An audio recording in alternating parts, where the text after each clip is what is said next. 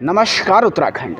SSJ विश्वविद्यालय के सभी विद्यार्थियों को मेरा नमस्कार। दोस्तों, आज हमारे साथ एक क्रांतिकारी नेता जिन्होंने इस एसएसजे यूनिवर्सिटी में परिवर्तन का बीज बो दिया है और कोई नहीं, हमारे साथ हैं आशीष जोशी जी। तो सबसे पहले आशीष जोशी जी जो संगठन से मेहनत करने के बाद 7-8 साल तक संगठन को सींचने के बाद भी टिकट नहीं लेके आ पाए, क्या वजह रही, बताना चाहेंगे? दादा, मैंने 8 साल से निरंतर अखिल भारतीय विद्यार्थी परिषद की, वो मेरा मातृ संगठन है, मेरी माँ के जैसा है वह संगठन। मैंने 8 साल से उसकी निरंतर सेवा की है। कोई भी कार्यक्रम हो, कोई भी कुछ भी हो, अखिल भारतीय विद्यार्थी परिषद से संबंधित हर जगह मेरी भूमिका रही है। इसका पूरा सबूत है हमारा सोशल मीडिया। अगर आप मेरी वर्षों पुरानी आईडी भी खोलेंगे तो आपको उसमें यही दिखेगा हैशटैग कि join ABVP ABVP ABVP ABVP. लेकिन घटिया राजनीति का मुझे लगता है कि आज मैं शिकार हुआ हूँ। कुछ एक लोगों द्वारा संगठन का चलाया जाना, संगठन में हमारी बातें न सुना जाना, छात्र हितों की बातों को संगठन द्वारा दबाया जाना, ये सारी बातें मुझे लगता है हमारे टिकट का बाधक रही। और आज संगठन में कुछ चाटुकार लोगों के कारण हमें टिकट नहीं दिया गया। संगठन में मुझे लगता है आज मैं समझ चुका हूँ कि चाटुकार लोगों को ही टिकट दिया जाता है। नाम ले ही लीजिए आशीष जी, कौन है चाटुकार, पूरा देश जानना चाहता है। मैं सबसे पहले तो 2019 में जब मैं तैयारी कर रहा था तो उस समय के पूर्व अध्यक्ष हुआ करते थे हमारे बड़े भाई राजन जोशी जी।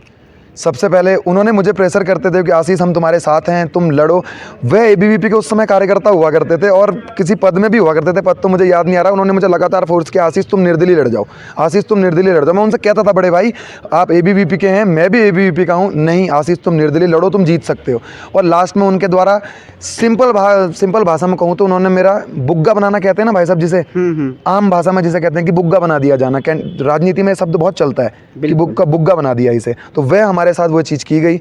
उसके बाद खैर हमारी किस्मत सही रही कि उस साल हम नहीं लड़े, क्या पता वह रिजल्ट क्या रहता है तो मैं नहीं जानता। लेकिन इस बार हम पूरी शिद्दत के साथ चुनाव लड़ेंगे। हमने छात्र हितों में काम किया है पिछले 8 सालों से और निरंतर काम किया है। इस कैंपस की ईंट जानती है, एक एक ईंट जानती है। इस कैंपस का ये फर्ज जानता है कि किसने इस कैंपस में मेहनत करी है। बच्चे जानते हैं कि नहीं जानते हैं? पूरा छात्र समुदाय जानता है बड़े भाई। इस कैंपस का एक एक विभाग, उस विभाग का एक एक विद्यार्थी, इस कैंपस का प्रत्येक कर्मचारी, इस कैंपस का प्रत्येक शिक्षक, इस कैंपस का प्रशासन का एक एक व्यक्ति जानता है कि आशीष जोशी ने इस कैंपस में क्या काम किया है। तो आपकी टक्कर आप किससे मान रहे हैं, कृष्ण नेगी से कि संजय सिंह से? किसी से भी नहीं भाई साहब, कोई, क्योंकि मैं जानता हूँ 2022 का स्टूडेंट सब कुछ जानता है, सब कुछ जानता है, सब कुछ देखता है, सब कुछ समझता है। एजेंडा क्या है आपका, किन एजेंडों पे चुनाव लड़ना चाहेंगे? भाई साहब मेरा सबसे पहले एजेंडे से पहले मैं कुछ बात बताना चाहता हूँ। हमने इस कैंपस में इतना काम किया है कि बिना किसी पद पर रहे हुए हमने इस कैंपस की 70% चीज़ें ठीक करवाई हैं। जैसे आज लुभावने वादे लोग कर रहे हैं कि हम ऐसा कर देंगे वैसा कर देंगे, मैंने क्लास कन्वेंसिंग भी मैंने की है। मैंने एक भी जगह कोई वादा नहीं किया। मैंने बस उनसे ये कहा कि आपको अगर हमारे बारे में जानना है तो आप हमारे सोशल मीडिया हैंडल से जुड़िए, क्योंकि इस व्यक्ति का सोशल मीडिया अकाउंट उसका दर्पण होता है। व्यक्ति कैसा है, वह क्या काम करता है, क्या सारी चीज़ें हैं, वह सब उसके सोशल मीडिया से दिखता है। अगर हम एजेंडा बताएंगे तो लोग बाद में हमें टारगेट कर सकते हैं कि आपने ये काम नहीं किया। मैं उनसे एक ही बात कहना चाहता हूँ कि इस शोभन सिंह जीना विश्वविद्यालय को बेहतर बनाने की दिशा में, इस छात्र समुदाय को आत्मनिर्भर बनाने की दिशा में। अच्छा चलिए, मैं आपका कान दूसरे तरीके से पकड़ता हूँ। जैसा कि यहाँ पे लाइब्रेरी की एक बहुत बड़ी समस्या है, शौचालयों की समस्या है, पानी की समस्या है। अध्यक्ष आए सीजनों की तरह बदलते चले गए, ऋतुएं बदली, सीजन बदले, अध्यक्ष बदले, लेकिन समस्याएं नहीं बदली। जैसे गरीबी 500 साल से राजनेताओं का नारा है, तो आप भी बस आशीष भैया जीतेंगे और काम करेंगे और उसके बाद गोल तो नहीं हो जाएंगे? बिल्कुल, सोचने वाले तो ऐसा सोच रहे होंगे बड़े भाई, लेकिन मैं आपको बताना चाहता हूँ, और ये केवल बता नहीं रहा हूँ, इसके सबूत हैं हमारे हैंडल्स पे।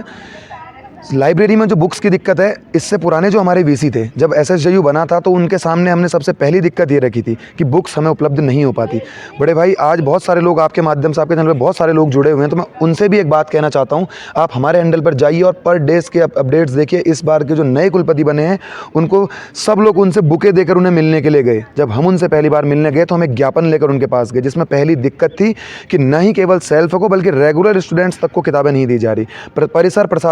परिसर प्रशासन में किसी संगठन विशेष के लोग हैं, जब हम बात करने जाते हैं तो वो हमसे कहते हैं 20 लाख की किताबें मंगवा दी, 25 लाख की किताबें मंगवा दी, 20 लाख इस विभाग को दे दिए, 2 लाख की ये कर दी, लेकिन एक भी काम नहीं हुआ। और इस बात पर हमारी उनसे लड़ाई है। वीसी सर तक हमने बात रखी है। ये नहीं कि हमारे अगर हम मुझे पूरा भरोसा है कि छात्र समुदाय पूरा हमारे साथ है। हम बिल्कुल जीत दर्ज करेंगे और जीतने के अगले ही दिन कैंपस में चाहे रात भर रुकना पड़े, उसके अगले दिन हम यहाँ किताबें लेके आएंगे बड़े भाई। हम जिस काम में पैर डालते हैं तो उसे पूरा करके ही मानते हैं। सबसे पहली बात रही किताबों की, पूरा काम किया है। दूसरी बात रही कि मूलभूत सुविधाओं की, शौचालय और ये साफ़ सफाई, तो इस कैंपस में किसी भी छात्र नेता ने इतना काम नहीं किया होगा। मुझे लगता है कि हमने बार बार मैं कहना पड़ता है मुझे सोशल मीडिया, क्योंकि वहाँ पर वह हमारे सबूत भी रखे हुए हैं।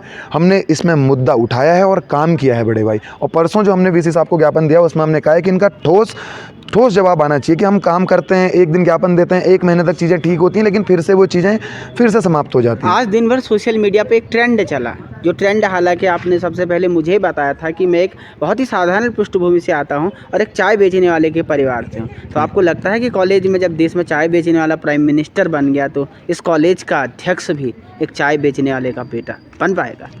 बिल्कुल बनेगा बड़े भाई। मुझे आज भी याद आता है 12th तक मेरे पिताजी की माँ बाराही जनरल स्टोर करके दुकान हुआ करती थी।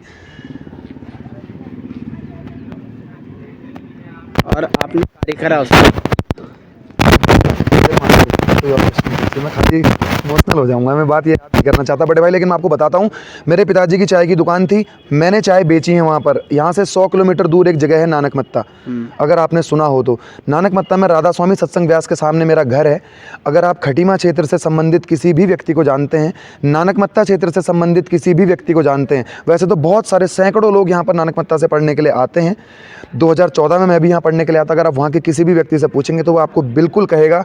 मैं पुष्पा प्रियंका सरस्वती विद्या मंदिर, मैंने इंटर वहाँ से किया हुआ है और 6 से 12 तक मैंने अपने पिताजी का लगातार चाय बांटने में हाथ बटाया है। जूठे कप मैंने लोगों के धोए हैं और मुझे वहीं से एक प्रेरणा मिली है कि उस दिन से मुझे मतलब एक चीज़ थी कि दिल में कुछ करना है। और जब मैं यहाँ पर आया तो मैंने देखा कि यहाँ छात्र संघ का चुनाव, मेरे अंदर एक सपना था कि मैं यहाँ पर चुनाव लड़ूँ और लोगों के लिए काम करूँ। पहले सपना तो आपका पूरा हो जाएगा। एक आपकी विपक्षी जल लगातार कहते जैसे झगड़ालू बहुत है, क्या जवाब है इसका?